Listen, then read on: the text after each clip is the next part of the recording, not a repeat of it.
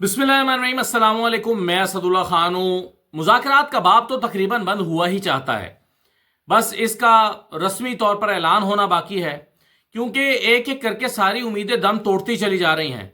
इमरान खान को तो पहले ही दिन से लगता था कि मुज़ाकरात नतीजा खेज नहीं हो सकते, लेकिन जिस तरह के बयानात आ रहे हैं, जिस तरह की बातें हो रही हैं और जिस तरह की हुकूमत की जानिब से बेबसी का इजहार कर दिया गया है, उससे अंदाजा होता है कि इससे कुछ भी बरामद होने के इम्कानात तकरीबन सिफर हैं। आज जो ताज़ा स्टेटमेंट्स आई हैं वो मैं आपके सामने रखता हूं ताकि आपको सूरत हाल को एनालाइज करने में आसानी हो। एक तो कामरान मुर्तज़ा साहब ने कमेंट किया, अगरचे वो इन मुज़ाकरात का किसी भी तरह से हिस्सा नहीं है, लेकिन कमेंट उन्होंने किया है। वो कहते हैं कि जी मुज़ाकरात सियासी कम गैर सियासी ज़्यादा हैं। फिर वो कहते हैं कि सियासतदानों का सिर्फ चेहरा सामने है।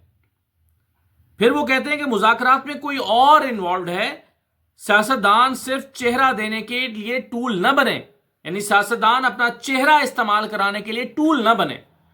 यानी वो कहते हैं कि जी बात कहीं और हो रही है, पीछे कुछ और चल रहा है, असल में कोई और है इन मुज़ाकरात के पीछे, लेकिन सियासतदानों को बस चेहरा दिखा के अवाम को बताया जा रहा है कि जी ये हुकूमत है मुज़ाकरात कर रही है। तो दरअसल उन्होंने हुकूमत को ये कहा है कि आप अपना चेहरा इन मुज़ाकरात को मत दें।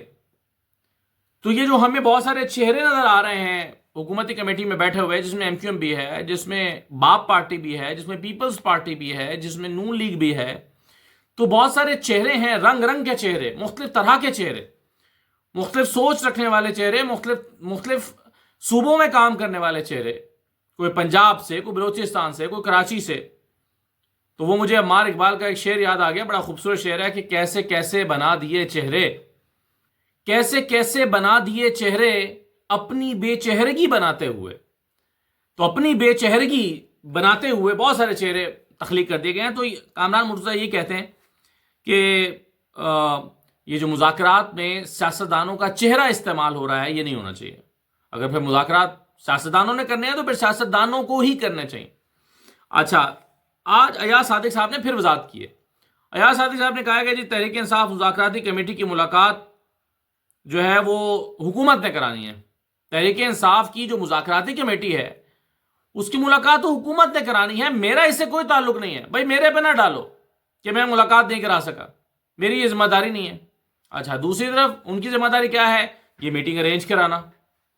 तो वो कहते हैं कि जी मैं मीटिंग इसलिए अरेंज नहीं करा रहा कि मुझसे किसी ने रब्ता ही नहीं किया, ना पीटीआई ने किया है, ना हुकूमत ने किया है, ना हुकूमत ने किया ना अपोजिशन ने किया। तो दोनों में से किसी ने रब्ता ही नहीं किया, तो फिर मैं मीटिंग कैसे अरेंज कराऊं?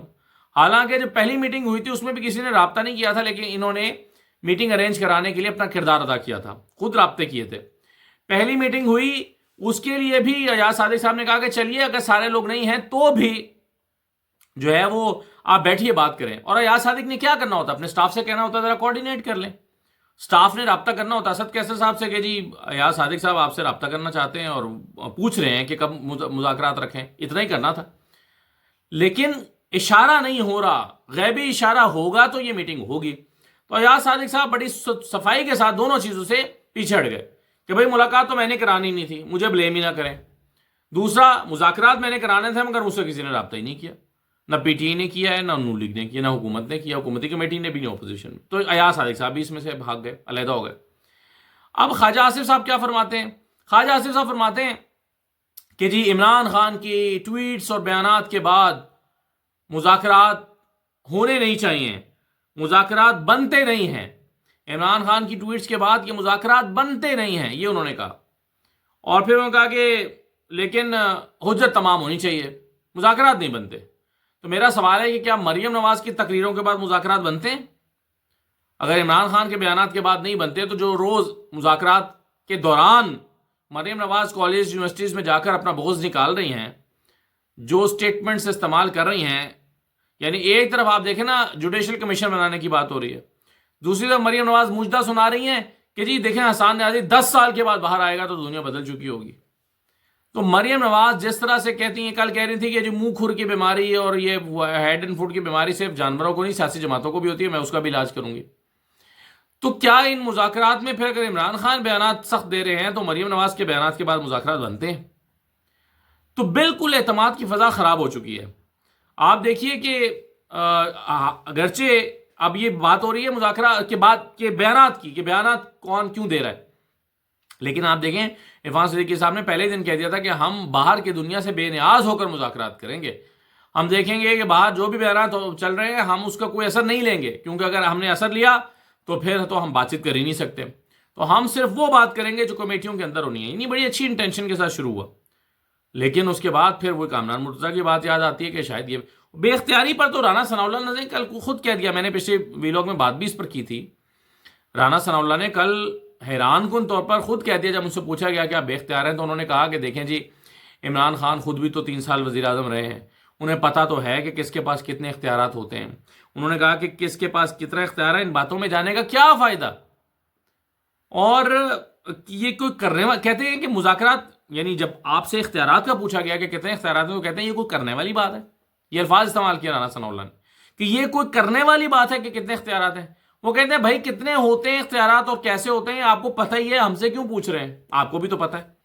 یعنی انہوں نے اپنی لاچاری بے بسی کا اظہار رانا ثناء اللہ نے خود کر دیا. تو جب ایک طرف وہ بے بسی کا اظہار کر رہے ہیں, ملاقات تک نہیں کرا سکے مذاکراتی کمیٹی کی, اور ایک تیسرا سیشن نہیں کرا پا رہے ہیں, اتنی بھی حیثیت نہیں ہے اس کمیٹی کی, تو پھر یہ جو بڑکے خواجہ آصف مار رہے ہیں کہ جی نہیں مذاکرات بنتے نہیں ہیں, اور بنتے ہیں نہیں بنتے نہیں ہیں, وہ آپ مذاکرات جو ہیں وہ کرنے کی حیثیت ہی نہیں رکھتے, آپ کو فیصلہ کرنے کی حیثیت بھی نہیں رکھتے. آپ کو کہا گیا کہ مذاکرات کریں تو آپ کریں گے, آپ کو کہا گیا کہ نہیں کر سکتے تو آپ نہیں کریں گے. تو یہ صورتحال جو ہے وہ ان مذاکرات کے حوالے سے تو یہ ہے. تو اب یہ جو منظر بن رہا ہے, یہ نقشہ بن رہا ہے, اس کو آپ ذرا چیزوں کو آپس میں ملا کے دیکھ لیں. تو ویسے بھی دیکھیں نا, عمران خان نے کہہ دیا ہے کہ اگر اگلی سیٹنگ میں جوڈیشل کمیشن نہیں بنتا تو اس کے بعد چوتھا سیشن نہیں ہوگا. اور شیخ وقاص اکرم نے اس بات کو دہرا دیا ہے. وہ کہتے ہیں جو تیسرا سیشن ہوگا اس میں اگر جوڈیشل کمیشن بنانے کا اعلان نہیں ہوتا تو پھر چوتھا سیشن ہم نہیں کریں گے. یعنی 31 جنوری تو بہت دور ہے, 31 جنوری سے پہلے ہی کہانی ختم. تو اگلے سیشن میں جوڈیشل کمیشن بننا چاہیے. یہ پی ٹی آئی نے صاف صاف کہہ دیا. تو کیا کوئی جوڈیشل کمیشن بننے جا رہا ہے؟ نہیں بننے جا رہا. 9 مئی پہ اگر بن بھی گیا تو 26 نومبر پہ نہیں بن سکتا, کیونکہ 26 نومبر پہ میں جو گولیاں چلی ہیں, کیسے کمیشن تعین کرے گا کہ ہاں گولیاں نہیں چلے. اور پھر کمیشن بھی کیا مانگ رہی ہے P T I, supreme court کے سینئر تین ججز کا کمیشن مانگ رہی ہے. اب سینئر تین ججز اگر بیٹھ گئے تو کیا وہ کیسے ان گولیوں پر جو انسانوں پر چلائی گئی تھیں, جس میں 13 لوگ جاں بحق ہو گئے اور 65 لوگ زخمی ہیں, ان پر یعنی عام سادہ سویلین لوگوں پر گولیاں چلانے کو کیسے کوئی چھپا سکتا ہے؟ تو یہ واقعہ تو ہوا ہے, تو حکومت اس پر کیسے کمیشن دے گی؟ تو اس لیے میں کہہ رہا ہوں کہ مذاکرات کا باب تقریباً آپ بند ہی سمجھیے. اور پی ٹی آئی اب اسیران کی رہائی سے زیادہ جس پر ایمفیسس کر رہی ہے وہ ہے یہی جوڈیشل کمیشن کا معاملہ. یعنی اسیران کی اور عمران خان کی رہائی سے بھی زیادہ جس پر فوکس کیا ہوا ہے وہ جوڈیشل کمیشن ہے. تو حکومت جوڈیشل کمیشن کیسے دے سکتی ہے؟ تو اس لیے مجھے نہیں لگتا کہ یہ مذاکرات نتیجہ خیز ہونے جا رہے ہیں.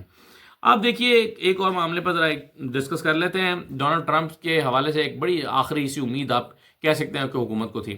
بائی دا وے جنوری میں جو مذاکرات شروع ہوئے ہیں یہ صرف اسی لیے شروع ہوئے ہیں کہ 20 جنوری کو ڈونلڈ ٹرمپ نے حلف اٹھانا ہے, اور اس کے بعد رچرڈ گرینل کے ٹویٹ سے انہیں لگتا تھا کہ ایک واضح طور پر پالیسی ڈونلڈ ٹرمپ کی آ چکی ہے, اور اس کے بعد ڈونلڈ ٹرمپ جو ہیں وہ یقیناً کوئی کردار ادا کریں گے. اس لیے حکومت نے گھبرا کر مذاکرات شروع کرا دیے. لیکن پھر 2-3 چیزیں ہوئیں. ایک تو رچرڈ گرینل نے محتاط رویہ اختیار کرنا شروع کیا, جس کے بارے میں شہباز گل نے بھی کہا تھا کہ جی اوور آل تمام معاملات پر بات کرنے کے لیے ڈونلڈ ٹرمپ نے فی الحال روک دیا ہے, اور وہ کسی اور وجہ سے روکا ہے, اس سے ان کا کامنٹ نہیں آ رہا. اور دوسری بات ہے کہ ڈونلڈ ٹرمپ اپنے کیس کی وجہ سے بھی الجھے ہوئے تھے. تیسرا یہ ہے کہ ابھی تو خیر 2-4 دن سے ویسے ہی کیلیفورنیا کی آگ نے جو ہے وہ لپیٹ میں لیا ہوا ہے امریکیوں کو, اور یہ میرا خیال ہے ہوم ٹاؤن بھی ہے ڈونلڈ ٹرمپ کا.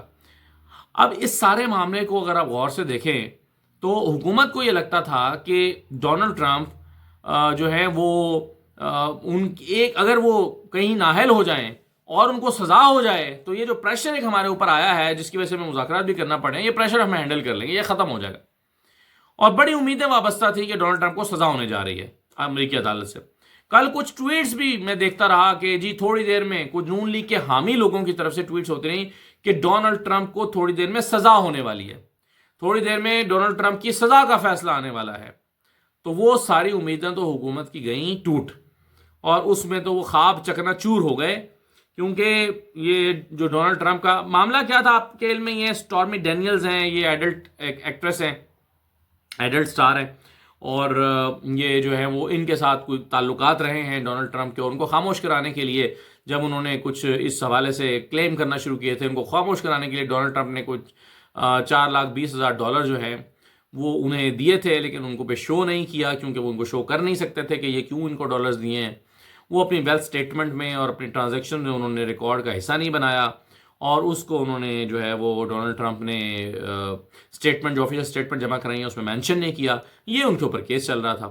تو عدالت نے ان کو فیصلہ دیا کہ جی ٹھیک ہے، آپ جو ہے وہ انکنڈیشنل ڈسچارج جسے کہتے ہیں کہ آپ سزا نہیں ہوئی، لیکن آپ کا یہ جرم جو ہے وہ آپ کے ریکارڈ میں شامل کیا جائے گا، لیکن سزا نہیں ہوئی. کیونکہ ادروائز ایک بہت بڑا کرائسس پیدا ہو جاتا یہاں پر امریکہ میں. تو یہ جو فیصلہ ڈونلڈ ٹرمپ کے حوالے سے آیا، اس نے ڈونلڈ ٹرمپ کے مخالفین کو بہت اپسیٹ بھی کیا اور مایوس بھی کیا. تو بہت سارے میں دیکھ رہا تھا پاکستان میں عمران خان مخالف لوگ جو ہیں وہ امید لگائے بیٹھے تھے کہ ڈونلڈ ٹرمپ کو سزا ہو جائے گی تو راستہ کھل جائے گا، لیکن ایسا تو نہیں ہوا. تو یہ جو نون لیگیوں کی امیدوں کا ایک اور محور و مرکز تھا یہ فیصلہ، اس نے میرا خیال ہے ان کو بہت مایوس کیا ہے، اور نون لیگ کی ایک اور امید جو ہے وہ ٹوٹ گئی ہے. اچھا، ایک چیز کل سے میں اخبارات میں بھی دیکھ رہا ہوں اور ٹی وی پر بھی آج کے اخبارات میں بھی لکھا ہوا ہے کہ جی ریکارڈ ریمیٹنسز آئی ہیں، اور انتشاری جو جماعت ہے اس کی کال کو عوام نے مسترد کر دیا ہے. یہ سٹیٹمنٹس کے ساتھ آج اخبار میں خبریں بھی لگی ہوئی ہیں، اور حکومت نے یہ سٹیٹمنٹس بھی دی ہیں کہ جی عمران خان نے جو ریمیٹنسز بند کرنے کی اپیل کی تھی اس کے نتیجے میں جو دسمبر میں اور 6 ماہ میں جو ہے وہ خاص طور پہ دسمبر میں 33% اضافہ ہوا ہے، مجموعی طور پر 33%، اور دسمبر میں بھی اسی طرح سے کچھ % اضافہ ہوا ہے ریمیٹنسز میں. تو دیکھیے، ایک تو یہ ہے کہ دسمبر میں 3.1 بلین کی ریمیٹنسز آئی ہیں، بالکل ٹھیک ہے، اور 6 ماہ میں $17.8 بلین کی جو ہیں وہ آئی ہیں، اور 6 ماہ میں اگر $17.8 بلین یعنی 18 تقریباً، تو یہ $35 بلین کا جو ٹارگٹ ہے وہ اچیو ہوتا ہوا نظر آئے گا اگر یہی چلتا رہا. لیکن معاملہ یہ ہے کہ اس کو جو ریمیٹنسز ہیں یہ پی ٹی آئی نے دسمبر کے آخری ہفتے میں جا کر کال دی، آخری ہفتے کے بھی آخری دنوں میں. تو اس لیے اس کی کامیابی یا ناکامی کا تعین ان اعداد و شمار سے نہیں کیا جا سکتا، کیونکہ یہ جولائی سے لے کر دسمبر تک کے اعداد و شمار ہیں، اور دسمبر میں بھی لوگوں نے عام طور پر جب سال کا اینڈ ہو رہا ہوتا ہے لوگ اپنے گھروں کو تو تھوڑا زیادہ پیسے بھیجتے ہیں، یہ ویسے بھی ایک روٹین ہے. تو دسمبر میں جو ہے وہ یہاں پر پیسے لوگوں نے بھجوائے. تو پی ٹی آئی کی جو کال ہے اگرچہ وہ فل فلیج کال اس طرح سے نہیں تھی، کیونکہ آدھے لوگ پی ٹی آئی میں سے کہتے رہے نہیں ابھی تو ہم نے کال ہی نہیں دی، نہیں ہم نے تو کال نہیں دی. حالانکہ عمران خان اور علیمہ خان جو ہے وہ باہر آ کے کہتے رہی کہ ریمیٹنسز روکنے یا محدود کرنے کی کال دی ہے، لیکن پی ٹی آئی کے بہت سارے رہنما کہتے رہے کہ نہیں ایسی کوئی بات نہیں ہے، ابھی کوئی کال نہیں دی گئی. تو ایک کنفیوژن کے ساتھ یہ کال جنریٹ کی گئی تھی، اور اس میں بھی اگر فرض کیجئے کہ اس میں ریمیٹنسز پہ کچھ فرق پڑے گا بھی تو وہ جنوری اور فروری میں جا کر کے اعداد و شمار میں ریفلیکٹ ہوگا، دسمبر کے اعداد و شمار میں تو ریفلیکٹ ہونا ہی نہیں تھا. اور ویسے بھی عمران خان نے ریمیٹنسز ختم کرنے کی بات نہیں کی، یہ صرف کم محدود کرنے کی بات کی، اور اس سے پہلے ہی اندازہ تھا کہ 10% فرق پڑے گا. اور ایک اعداد و شمار کے مطابق اگر 10% ہر مہینے فرق پڑے اور پورا سال 10% فرق پڑے تو یہ $350 ارب بن جاتے ہیں پھر بھی. لیکن ظاہر ہے وہ اگر یہ ایک سال مسلسل پورا ایک سال اگر چلے تو پھر اسے فرق پڑتا ہے. تو ابھی جو دسمبر میں کیا اعداد و شمار آئے ہیں یہ تو یہی آنے تھے، کیونکہ دسمبر میں تو ریمیٹنسز کی کال ہی نہیں تھی، اور اسی طرح سے پہلے 6 مہینے میں بھی نہیں تھی. تو اس لیے حکومت کا یہ کہنا کہ لوگوں نے پیسے بھجوائے ہیں یہ تو ٹھیک ہے، چلے مان لیا کہ زیادہ پیسے بھجوائے ہیں، لیکن یہ کہنا کہ عمران خان کی کال کو مسترد کر دیا ہے یہ اس لیے درست نہیں ہے کہ کال تو اس کے بعد شروع ہوئی تھی. تو بہرحال دیکھیے کہ یہ جو عمران خان کی کال ہے اس سے یہ فرق ڈالتی بھی ہے یا نہیں ڈالتی، یہ تو بہرحال ہمیں اگلے اعداد و شمار جب آئیں گے جنوری فروری کے تو پھر پتہ چلے گا. اجازت دیجیے، اللہ حافظ.